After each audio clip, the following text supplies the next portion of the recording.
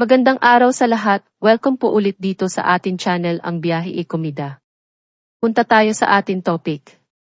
Gerald Anderson on girlfriend Julia Barreto, hayaan mo siyang mag-enjoy. Ibinunyag ni Gerald Anderson kung ano ang dahilan kung bakit tama sa kanya si Julia Barreto. Sigurado na si Gerald Anderson, 35, na si Julia Barreto, 27, ang the right one para sa kanya.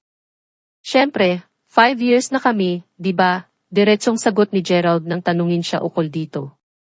Taglay raw ni Julia ang mga katangiang gusto niya sa isang babae.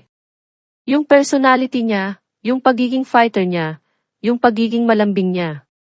Pag tiningnan mo siya, parang mukha siyang bata, mukha siyang pretty face lang. Pero hindi. Malalim siyang tao. She's very beautiful inside and out, paglalarawan ng aktor sa kasintahan. Bago pa mapunta ang usapan kung may plano na silang lumagay sa tahimik, inunahan na ni Gerald ang press. Very special siya sa akin. Alam naman yun lahat yan.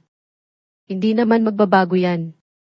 But, itong moment na to, yung moment na ngayon, let her enjoy. Huwag natin madaliin, saad niya.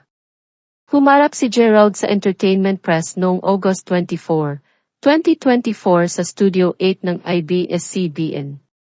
Inilunsad siya bilang lead star ng upcoming teleserye ng ABS-CBN Studios, ang Nobody, kung saan gaganap siya bilang isang pulis. Hindi maiwasang tanungin si Gerald tungkol kay Julia, na matagumpay ang pagbabalik tambalan sa ex-boyfriend nitong si Joshua Garcia sa pelikulang Unhappy for You. As of August 28, ayon sa Star Cinema, humakot na ng 300 million peso box office sales ang pelikula. Ayon kay Gerald, well, ang gandang ibig sabihin para sa industriya, di ba? Kasi for a time, parang hindi mo alam, babalik ba mga tao sa sinihan. It's a challenge for everyone kasi we have to keep producing good projects, quality projects. Patuloy niya, at pinapakita natin na paggawang Pinoy, papanoorin pa rin yan, di ba? Hindi naman kailangan laging Hollywood.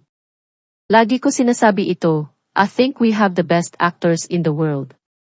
Kasi nga, with the given situation, syempre hindi naman kasing laki ng budget natin sa ibang bansa. Pero lagi kaming nagpo-produce. So, yun. Galing, di ba? Nakarating kay Gerald ang feedback na maganda ang performance ni Julia sa pelikula. Pinaghirapan niya yun. I haven't seen it, pero sobrang galing daw niya, ani Gerald. Proud na sabi pa niya sa successful movie ng Nobya, it's long overdue. Para sa akin, she's one of the best, if not the best, sa generation niya. At marami pa siyang ipapakita sa inyo. Salamat sa pagpunta. We are all very excited na ikalat ang magandang balita tungkol sa bagong show ng ABS-CBN. So, sana tulungan niyo kami. Maraming pong salamat. Thank you. At yan ang atin latest showbiz chika update for today. Huwag kalimutan mag-subscribe. Click the notification bell for more showbiz chika updates. Like and share the video at pakisuportahan po ang atin Facebook page. Maraming salamat sa lahat ng nag-subscribe. Indeed. Magandang buhay sa lahat, paalam.